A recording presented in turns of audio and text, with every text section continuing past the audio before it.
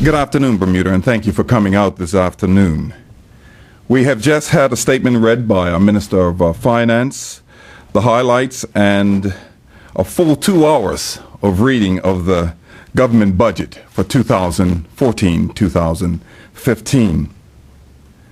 I want to read a statement to you that was in the budget on page 23, which really sums up where we are today in our approach to this budget. On page 23, in the second paragraph, it says, "The government has not lived within its means for many, many years. So it is difficult to wean it off bad habits. We are still living beyond our means at present and must work towards reestablishing that prudent benchmark without crushing the economy in the process." After having gone over the budget, I believe it to be a well-measured and balanced approach to where we are in our history. What encourages me is that we are now looking at an overall deficit projected to be $267 million, which is 19.4% lower, down from the previous year. 7% reduction in government spending. We'll be able to pay down on our national debt by $120 million. These are good things that point us in the right direction, that we are getting Bermuda on the path of recovery. I'm happy to say that the continuation of the tax concessions to the hospitality, the restaurants, and the retail sector will continue on. And more importantly, out of many of the good things that we've read out of this budget, there will be no government layoffs. And so with that in mind, I'll turn it over to our Minister of Finance, Bob Richards. Bob? Thank you, Premier. Good afternoon, ladies and gentlemen of the press. I am just going to give some bullet points on what we talked about in the House, and I'll entertain any questions you have after that. The first, I'd just sort of like to give you the highlights of the budget.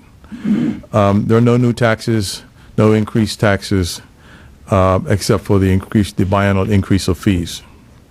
The subsidies to the hotel, restaurant, retail sectors will be continued. The tax initiatives we put in place last year will be rolled over into next year. The government expenditures will be reduced by 6.9% year over year. The deficit is projected to be at $267.3 million, or a 19.4% reduction. We don't anticipate any layoffs at all in this next fiscal year. We repaid, or we will be repaying, $120 million of government bonds in May and June of this year. That money is already in the sinking fund. And that's why we have a sinking fund. And so those notes will be, they're mature and they will be retired this summer. The next section I want to talk briefly about is the economy. We have a number of data points in the economy that are encouraging, that point to confidence rebuilding in the Bermuda economy, but we still haven't got there yet in terms of being on a path, firmly on a path to recovery. The principal macroeconomic indicators like GDP, retail sales, haven't shown that recovery yet. Particularly GDP data is behind. We get it in a lagged fashion. But in any case, I'm not expecting to see positive GDP growth registered for 2013. So we're hoping that will happen in 2014. But so the real headline numbers for the economy haven't turned yet. but we have a lot of other indicators that show that it is turning. The budget has been crafted in such a way that the realization that it is fragile, the economy is fragile, we don't believe it can tolerate increases in taxes. That's why there have been no tax increases. We would love to get more revenue out of the economy, but we cannot crush the economy in the process of just trying to get revenues up. So that's the sort of overall view for the economy. I want to make a few statements on policy. The refrain of the budget, I don't know how many times I said it in the formal presentation, at least 3 times, maybe more, that the status quo is the enemy. Some people think that we can improve Bermuda, improve the economy, improve job prospects by keep doing what we're doing. We can't. And some folks don't get it, so I'm just going to keep repeating that. The status quo is the enemy. We have to change. We have to implement changes for it to get better. And that's what we're intending to do insofar as some of our initiatives concerned. But this budget basically accepts the realities that we face here, that we have to change the way we do business if we're going to continue to be firmly on this road to recovery. We sort of have one foot on that road, the other foot's still on the other road. That is the road that we don't want to be in.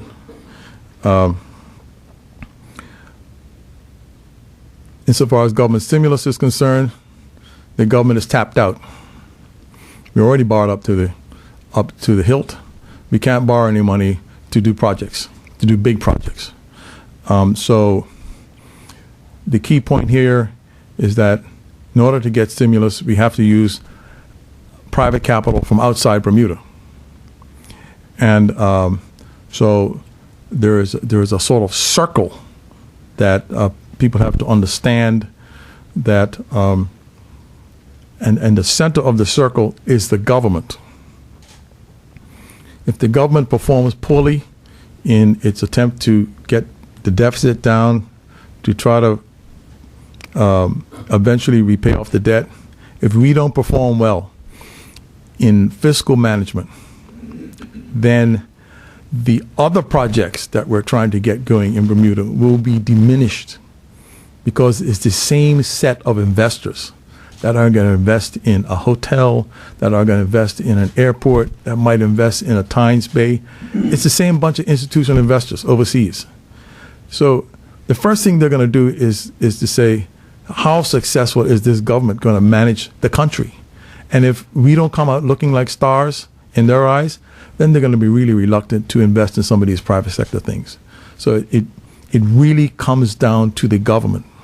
And so we're going to try to do these other things, but if we perform poorly as a government, we're going to hamper the job creating projects that we want to get in place going forward. I talked a bit about the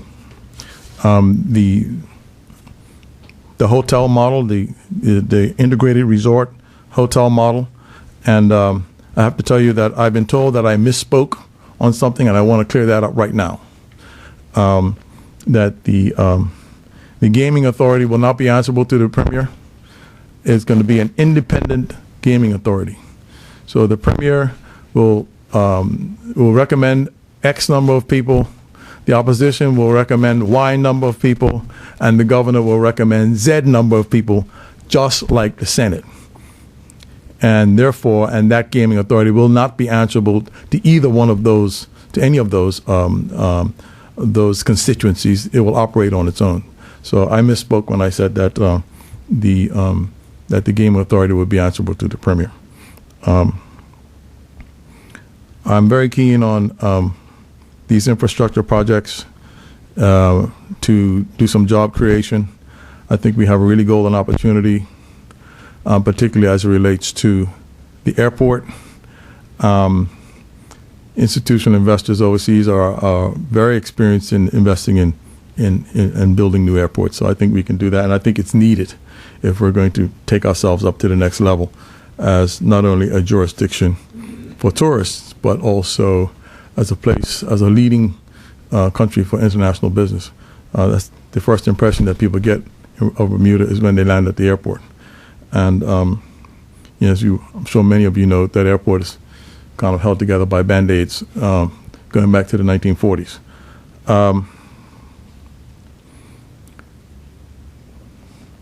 Insofar as growth is concerned, I've already talked about some of it, the infrastructure projects, but we have to continue to encourage growth in our major sectors, i.e. reinsurance, asset management.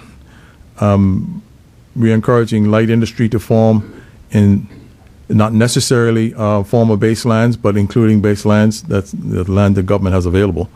The Risk Institute and financial services. These are areas that we're either fully engaged in or could be engaged in. We're certainly not engaged in a Risk Institute at the moment, but I think that that's going to be a really good adjunct to what we already do. The key thing, ladies and gentlemen, here with Bermuda is that I can't emphasize too much that everything here connects. Everything. And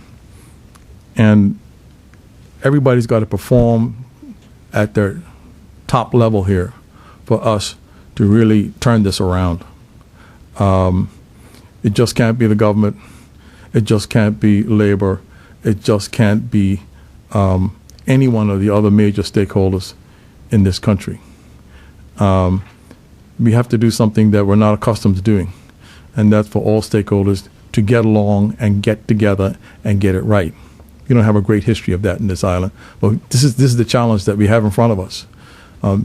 We've made some progress, but in order to really get going, we really have to come together to get this done. There are going to be no layoffs this year. Next year, the challenge is much greater. And our plans for mutualization, privatization, outsourcing should be in place by then.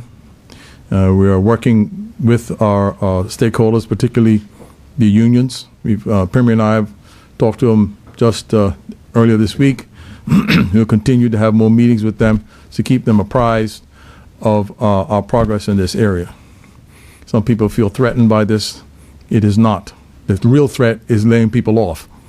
That's the real threat, because we cannot sustain more budget cuts than what we project this year and have everybody stay working for the civil service the way they are now. So we can do it this year, but next year we're going to have to make some adjustments. So somebody asked me, well, why couldn't you do it this year? I think I see if somebody might ask me, sitting right here might ask me that. I'll answer that question before you ask me. We couldn't do it this year because I didn't get the SAGE Commission report until October, right? And I don't have the legislation passed to enact any of this stuff yet. And we don't have, we haven't had enough time to liaise with, particularly with the public sector unions, and to get them fully comfortable with what we're trying to do. So that's why it could not be done this year. But we are going to be working very hard in collaboration with our major stakeholders to try to lighten some of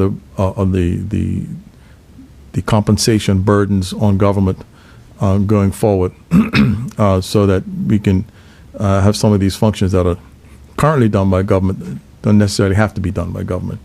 So, that's one of the major recommendations of SAGE. Insofar as the civil service reform is concerned, that is underway, being led by Cabinet Secretary, and we expect to see good things coming from that. I think that's about it, and I'll be happy to answer any questions. Mr. Richards, you mentioned the 6.9% reduction in government expenditure. Come on, Magnus, hold up that. In government expenditure, how is this going to be realized? 69, yes, not 6.9%, I said. no. The government expenditures will be reduced by $70 million. Okay, how do you plan to achieve these savings? Well, it's outlined in the book that you have in your hand. It comes from a lot. It doesn't come from any one area, right? It comes from a lot of different areas, so we'll have to sort of go through that as you see it.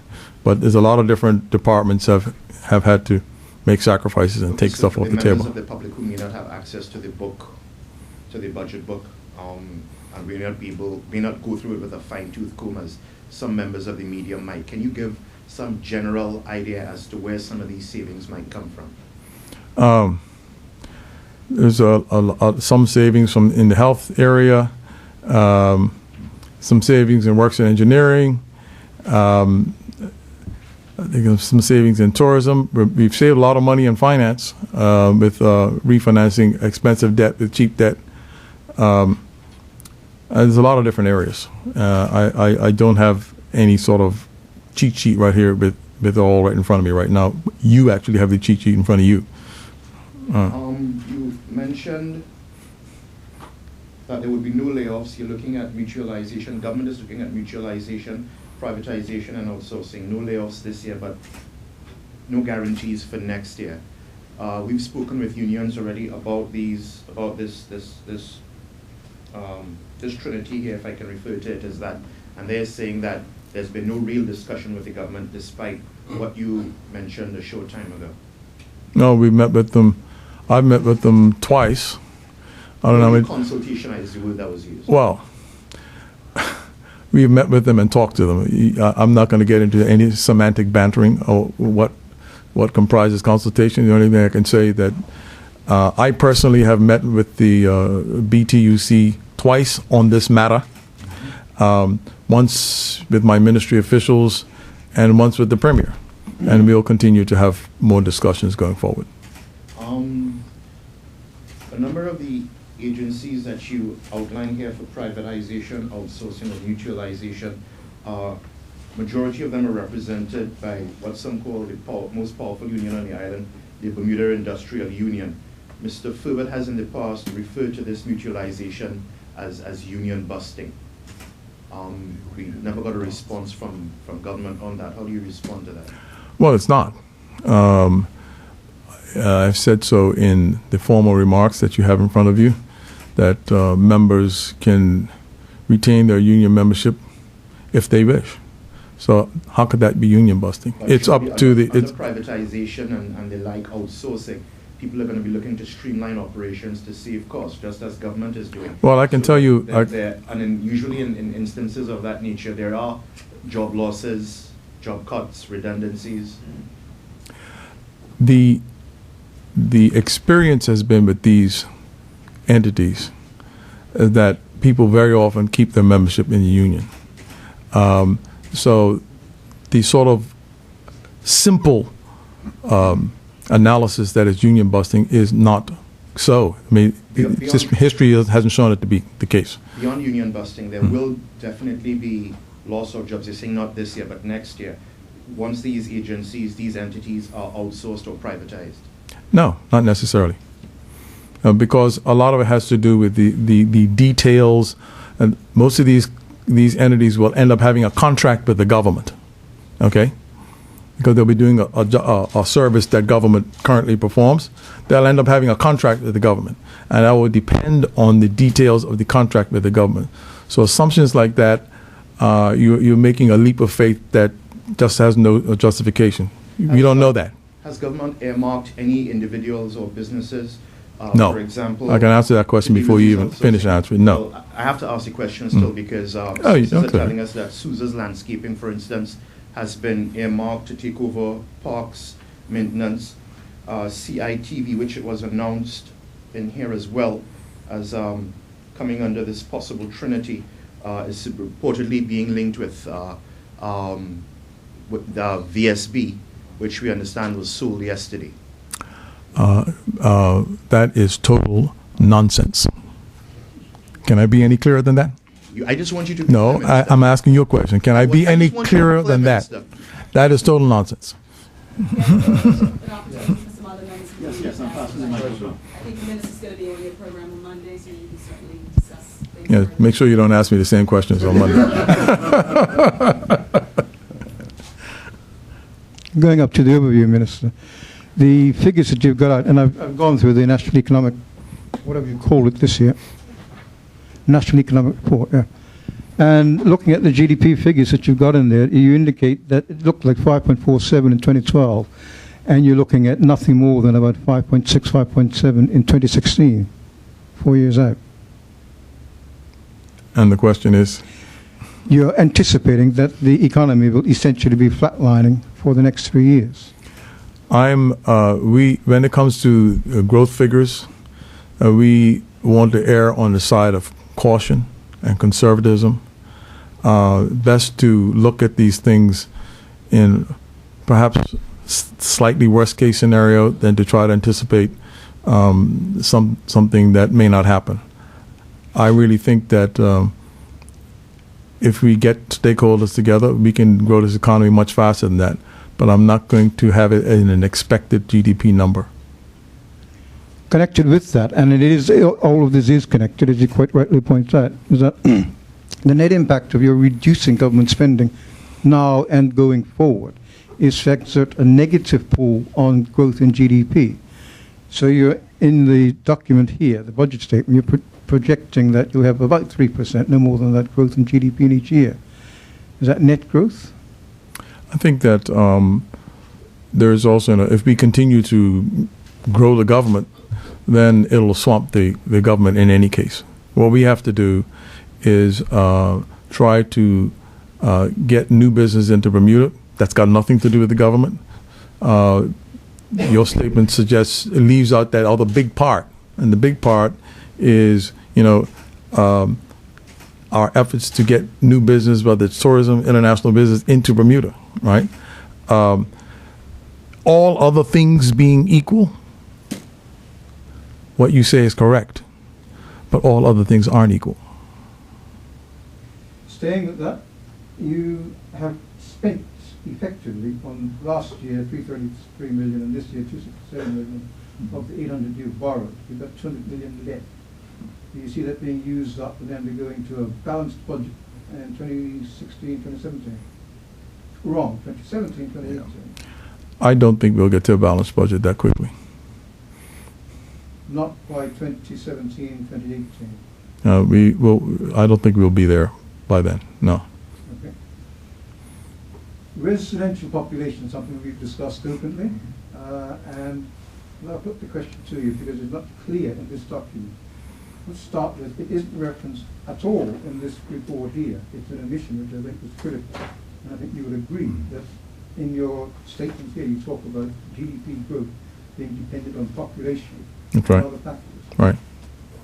Have you accepted, and is the government going to take the formal position, which is an intimated that there has been a population loss, that population is down to some much lower level than it was in 2010, and that population must therefore grow, and explain that to the people of Bermuda so that they can understand that by hook or by crook.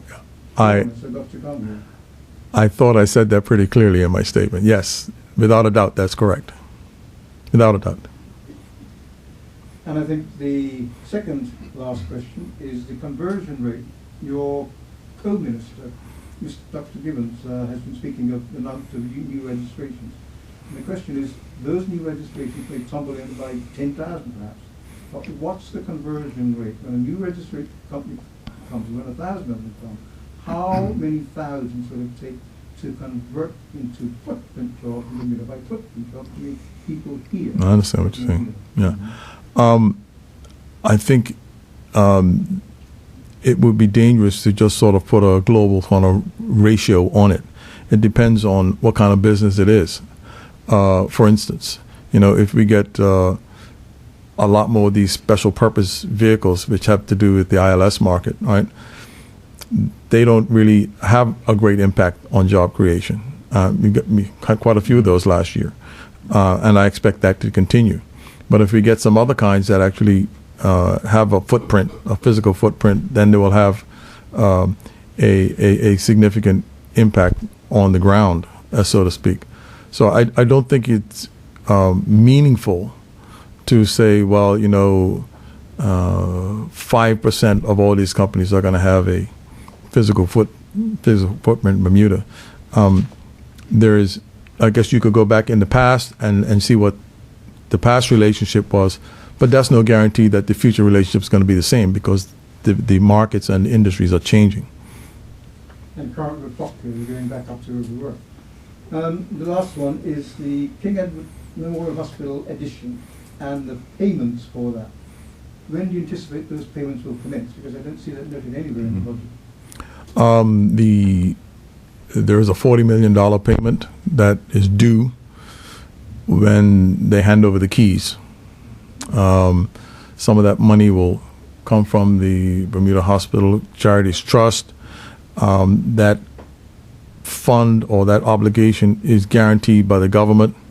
It's not yet clear whether the trust will finance the difference or if we're going to have to come up with the money. I'm not sure. I don't think we're going to have to come up with the money. At least I've been told that. But that remains to be seen. But that partnership agreement, public-private partnership agreement specifically stipulated in its contract that the payments would be extending over a period of 30 years. Oh, yeah. Recurring payments. Oh, you're asking about the recurring payments. But Yeah. when will the recurring payments commence? Because they will be significant. And They're like $20 million a year, 20-odd million anyway. Where is that in this budget statement? That's not in the budget statement. That is part of the operating costs of the hospital, Bermuda Hospital Board. So is that then buried in the subsidy to the Bermuda Hospitals Board? That's not part of the subsidy to the Bermuda Hospital Board, no. In that case, then I ask again, where is it? It's in the finances of the Bermuda Hospitals Board, not in this budget. There's a Quango, it's not part of the books. Right, so it's not in this budget this No, year. it's not part of the accounting for the consolidated fund. It's a Quango, it's a separate, it's just like the BMA books aren't in there. None of the Quango books, their assets and liabilities, expenses and revenues are in that statement, that consolidated fund statement. And so the issues that relate to Quangos are not included in that. There's been a great discussion, as you probably know, that government should provide some sort of consolidated accounting. Well, we haven't got there yet either. So what you see is for the consolidated fund, not for Quangos. Okay, just to be clear then, it's not shown in here, because it's a Quango. Right. But the Bermuda Hospitals Board still receives a very large subsidy, one way or another. That is calculated on the number of people that walk through the door. That's not. It doesn't have anything to do with what you're talking about. The subsidy is actually a formula having to do with the number of underage children and indigent people and seniors that walk through the door of the hospital. Thank you.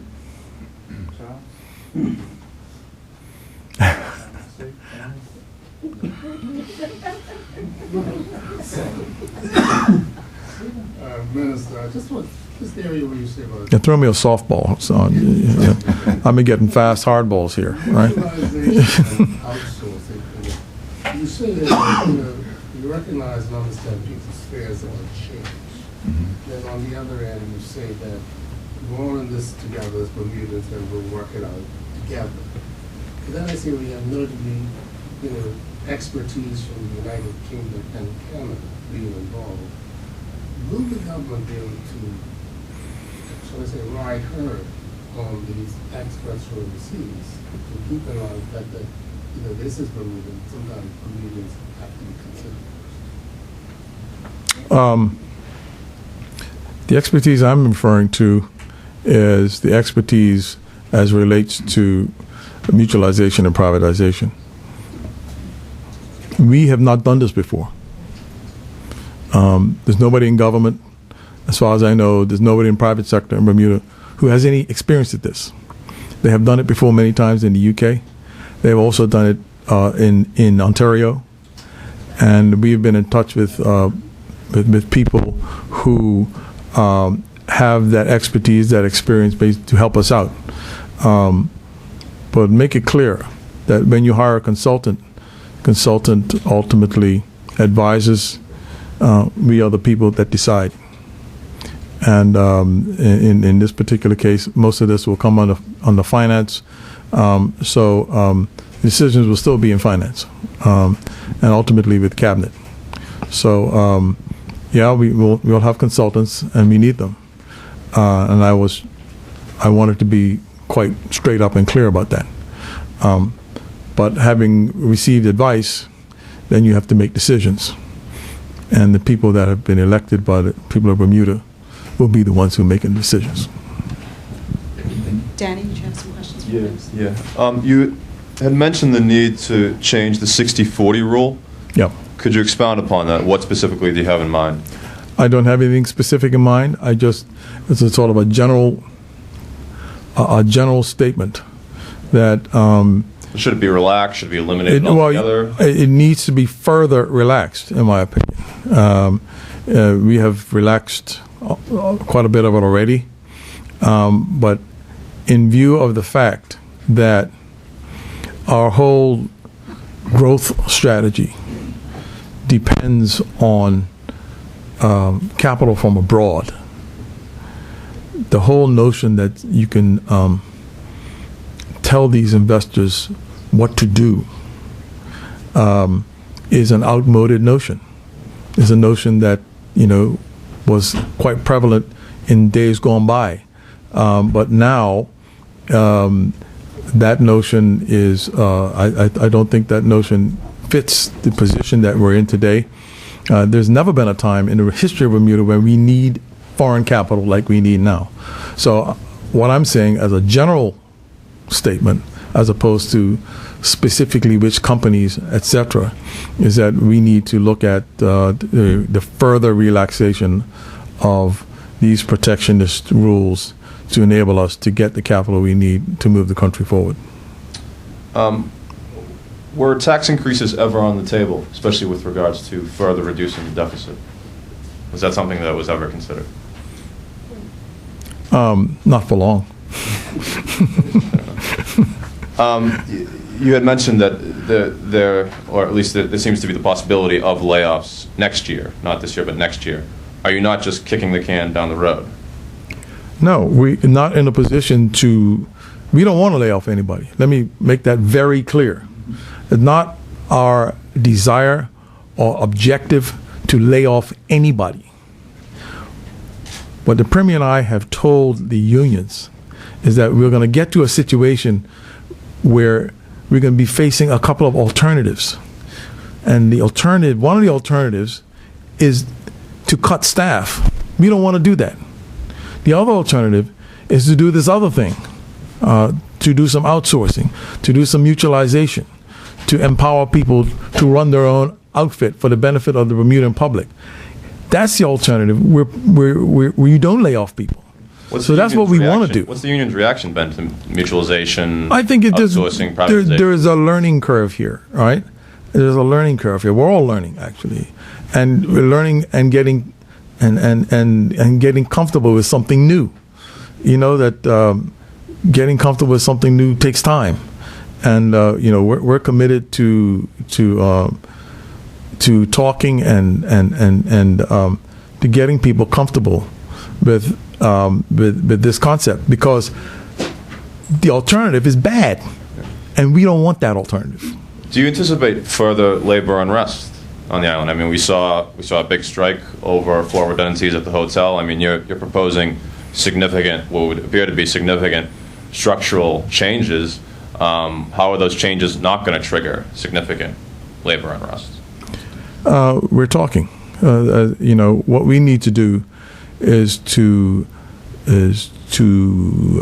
have conversations, have discussions, to build up trust, so that these things can be sorted out around the table instead of on the streets. Last question. Can you expound upon which, you listed a whole litany of government entities that could possibly be privatized, be on tap for privatization, mutualization, or outsourcing. Can you say which of these government entities are being considered for mutualization, which are being considered for privatization, and which are being considered for outsourcing? No, I can't say that.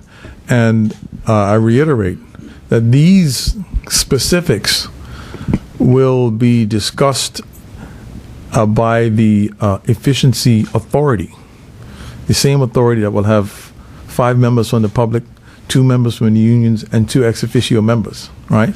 They're the ones who are going to have the job of looking at all of these possibilities to come up with recommendations to me and to the cabinet as to which way, once you look at the details of it, to come up to recommend to me and by extension to cabinet which way we should go. So what you see in front of you is a preliminary list. Some of them I think are really easy, but it's a preliminary list, and but we still need to get that legislation enacted so that Efficiency and Reform Authority can get to work and put some meat on the bones here, because what we just have right now is bones. Okay, due to previously scheduled engagements, we need to wind this press briefing down. Raymond, I know you haven't asked any questions. Do you have any queries at all? All right, members of the One quick question, Mr. Premier. Any response to the comments made by the Tourism Minister on the Sherry J talk show the other day? No, we're specifically talking about budget today, Gary. Thank you, members of the media, for coming. We appreciate your attendance today. Thank you.